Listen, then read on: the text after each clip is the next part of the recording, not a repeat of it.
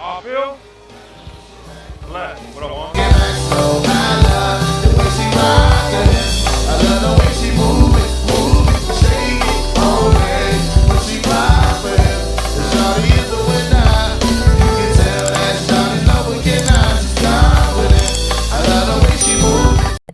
YouTube, what's going on? It's Juan Gotti here. We have the Washington Commanders video, and in today's video, I'm coming on here with the video where we're going to be reacting to Sam Howell's press conference ahead of today's practice as they are preparing to face the Atlanta Falcons. So without further ado, let's get straight into today's video. But before we do, make sure you guys go down below, leave a like on this video, subscribe if you're new, and turn on post notifications so you get notified when I upload new videos like this to the channel. We're on the road to 7,000 subscribers. Please hit that subscribe button again if you haven't already. Thank you so much. Let's get straight into today's video. So I am eager to hear what Sam Howell has to say, because as we know, in my opinion at least, they're headed into a must-win game. If this game does not come out as a victory for the Washington Commanders, I feel like their season is done. You start out the season 2-0, and then you lose 4 straight.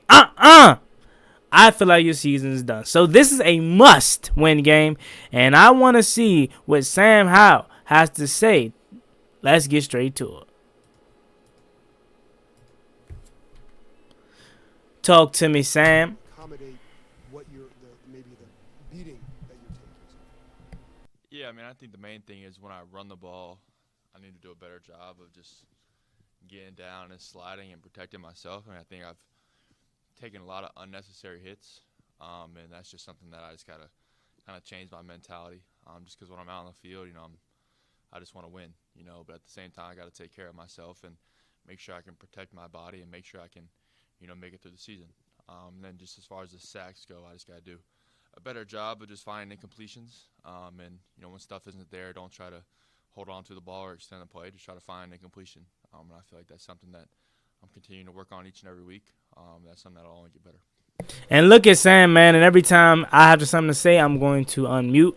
But look at Sam, man, taking excuses, or not excuses rather, but taking accountability and blame for everything that's not his fault. Now, are some sacks on him? Definitely, but for the most part, some of the sacks, majority of the sacks are not on him.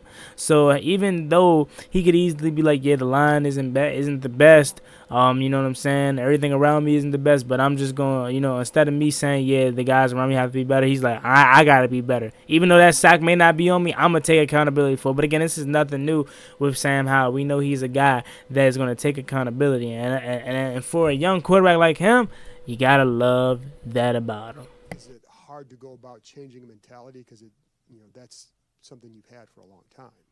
Yeah, I mean, at times, especially, later in the game and, fourth quarter and stuff like that when the game is more on the line. But I think there's definitely a time and a place for my aggressive mentality as far as running the football. But I think for the most part, I just want to protect myself because, I'm not running anybody over in the NFL anyways, you know what I'm saying? So just try to do a better job, just try and protect myself and, just move on to the next play.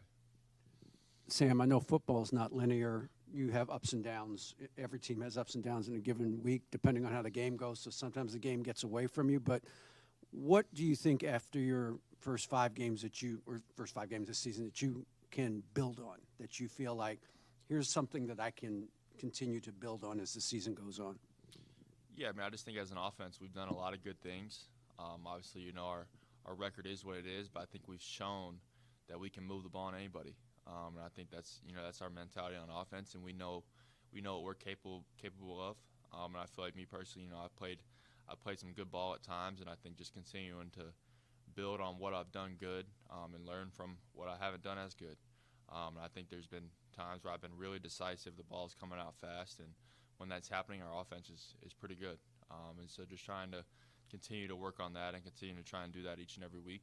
Obviously, it's harder versus some defenses than others.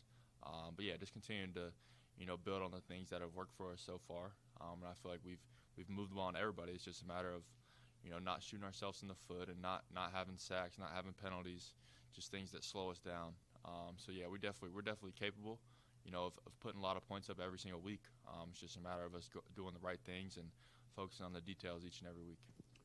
The other thing is, nobody gets more free advice than a quarterback. I get that. Like, I understand that. So outside of this room, outside of this building, who really has your ear? Like, who do you really listen to when they say, "Hey, I saw this," or "This might be something you might want to think about," or is there somebody that you really can talk to about this process that you're going through? I would say for the most part, it's mostly just from people in this building that I really listen to. As far as my quarterback coach, Tavita, does a tremendous job, and just the way he is able to give me feedback and the way he's able to communicate kind of how I'm doing and what he thinks I can do better. He's done a great job of that stuff. So I would say it's mainly just from people in this building. And I always just rely on my dad as well, just because he's a coach and he kind of knows what it's like to go through stuff. So yeah, definitely I would probably say my dad, but football-wise and X's and O's-wise, it's mainly the people in this building. With Desmond Ritter was a part of your quarterback class, just wondering, do you keep up with the guys in your class, or do you know Desmond personally? And then also, do you pay attention to how they're doing? Yeah, Desmond. Yeah, I really didn't know him until the draft process, and then obviously those couple of months when we were kind of all going through the same stuff and seeing each other everywhere, we got to know each other a little bit. We don't really talk a whole lot, on a weekly basis or so, but no, it'll be fun. It'll be fun to play against him. I'm glad to see he's kind of earned that role over there, and they're having some success. So it's fun to watch. He's a great dude and great player, so it'll be a fun matchup. I almost forgot. I ain't even mentioned that, bro. This is a head-to-head matchup between two quarterbacks that was selected in the same draft. I'm not gonna hold you. I remember I wanted Desmond Ritter. For the Washington Commanders. I'm like, he's coming off of that really good year at Cincinnati, national championship year. I'm like, give me Desmond Ritter. You know what I'm saying? But I forgot all about that. That just made this matchup that much more interesting, man. I ain't gonna lie. Look at your class. Like, it's kind of rare that most quarterbacks sit and have to develop first and then get to play rather than just being thrown in there. I'm wondering for you, what was kind of the advantage of sitting for a bit and learning, even though you wanted to play at the time? Just what was that like for you? Yeah, I think every quarterback that comes into the league is going to want to play and want to play early. But I think if you get the opportunity to sit a year, I think that first year you're playing will definitely be better than if you just played as a rookie. Just because you have a year of experience as far as just learning what it's like and learning kind of how defense is played in the NFL, and learn how a game plan is put in. I think especially if you can be in the same offense for those 2 years, I think that's a big part of it as well. Unfortunately for me, I had to learn a new offense. And so that kind of took a little bit of the learning away from that first year. But as far as just going through the experience and seeing what a game week is like, and then just, like I said earlier, just knowing what defense is like to do in the NFL, it definitely helps you out, because you have all that learning before you even play, rather than when you have to go in and play early. You're kind of learning on the field and learning on the fly, and you're probably making a few more mistakes that you wouldn't make if you had that year under your belt. Just curious, after few days off to digest Thursday and get away for a little bit, where are you guys at mindset-wise as you came back today, as far as the team is concerned? Yeah, we're excited to be back. Obviously had a few days off, and we're past the Chicago game, and obviously it wasn't the performance we wanted to have, but we're moving on. We still have 12 games to play, and we feel really good about our chances moving forward. And in this building, we know what we're capable of as a team, and what's behind it. What's behind us is behind us. And we're looking straight ahead, and we're looking forward to this game Sunday against Atlanta, against a good opponent, a really good defense. And so we got to have a good week of preparation, and we're excited. I realize he might not play on Sunday, but what do you take from your time with Taylor Heineke? Yeah, Taylor's the best. Just being here with Taylor and just getting to learn from him. Obviously, kind of last year was crazy with how everything kind of went down. But, yeah, just seeing how he is as a person on a daily basis, and he's such a good teammate, such a good guy, and everybody loves him. And just seeing how he goes about his life and how he goes about his job and playing the position, definitely learned so much from him. And he was just always someone that was so willing to help me learn. And so it was definitely a fun time, and he's a great dude. We still talk every now and then, so it'll be fun to see him before the game. And Brian Robinson, what have you learned about him, just as a back, but also off the field, just in your time with him? Yeah, B-Rob's awesome. He's a great dude, and he's a guy obviously I watched in college some when he was playing at Alabama. My running back coach at North Carolina, he went to Alabama for B-Rob's last year, so I kind of knew him a little bit through him. But yeah, B-Rob's been awesome. He works so hard, and he cares. He cares about his job, and he cares about his teammates. And it's so much fun to play with him just because you know how bad he wants to win. And I think we've all seen when he's going, it's hard to stop him. So we got to continue to, get him involved and continue to try to get him going in the running game. And I think when we have all that stuff working, we're hard to stop. You've dropped back more than any quarterback in the NFL this year. What's that mental load like when you're dropping back as often as you are? Yeah, I mean, I don't know. I don't really think about it. Obviously, I think we've been in some situations where we've been down more than we'd like to be down, so that's probably why that number is what it is. But it is what it is. And obviously, we got to do a better job of starting faster and not putting ourselves in those situations. Just because we want to take command of each and every game that we play, and you don't want to be down and trying to fight back. But at the same time, I think we've learned a lot from it. Obviously, I've got a lot of reps at our concepts and a lot of throws.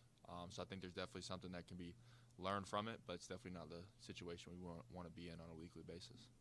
Yeah, so I mean, I understand where Sam's coming from as far as like he doesn't want to have to jump back every single time or like a lot. You know what I'm saying?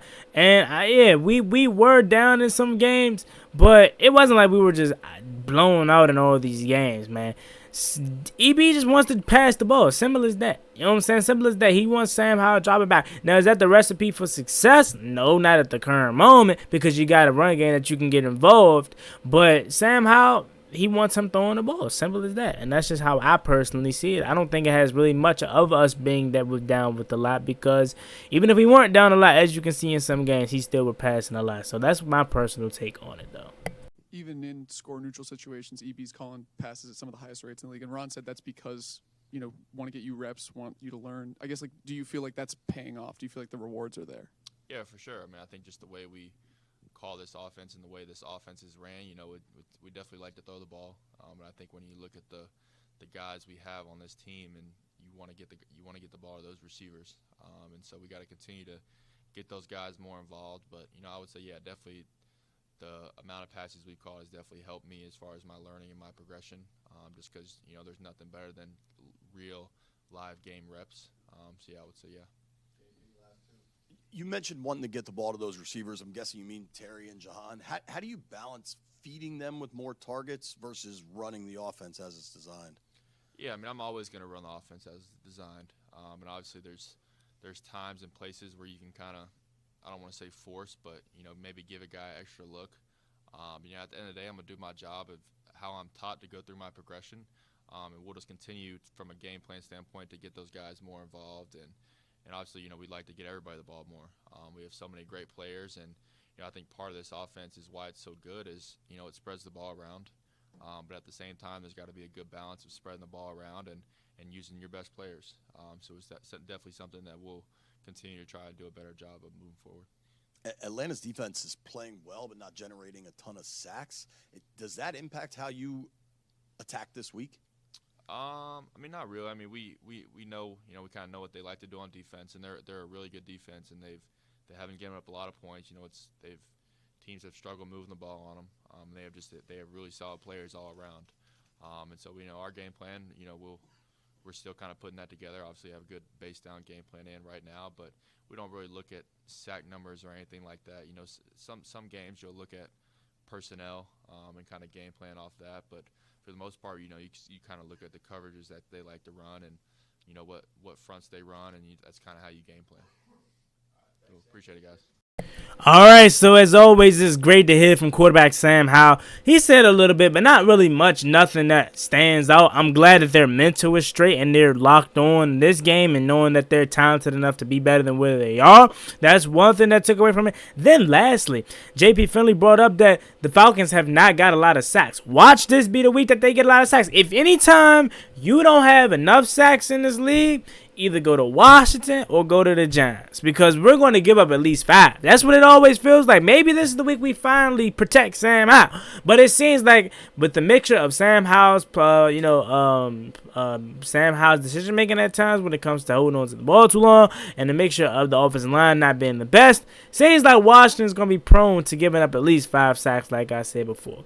But other than that, he really didn't say much, but it's always great to hear from Sam Howell. Let me know what you guys think about this video in the comment section down below. Is there anything you take away or have taken away from what Sam Howell said today?